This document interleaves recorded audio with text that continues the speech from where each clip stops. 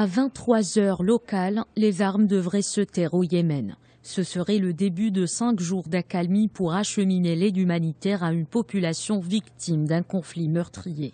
Le cessez-le-feu proposé par l'Arabie Saoudite a été accepté par les rebelles Houthis et leurs alliés proches de l'ex-président yéménite Ali Abdallah Saleh. Sur le terrain, un Pakistanais et un Saoudien ont trouvé la mort hier à la frontière entre l'Arabie Saoudite et le Yémen. Ils ont porté à 12 le nombre de victimes tuées dans cette région. En représailles aux tirs des Houthis, les forces de la coalition arabe ont intensifié les raids contre la rébellion yéménite quelques heures avant le début de la trêve.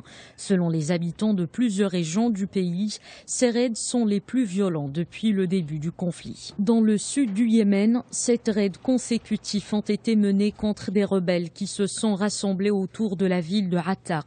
Les avions de la coalition ont également ciblé des positions rebelles à Taz au sud-ouest, mais aussi à Ma'rib, Hajja et Al-Baïda au centre.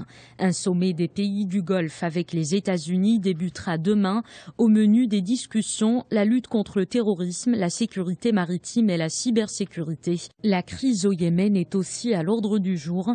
Washington et les capitales du Golfe vont discuter d'une issue pour mettre fin au conflit yéménite. Un conflit qui a fait plus de 1400 morts selon l'Organisation des Nations Unies.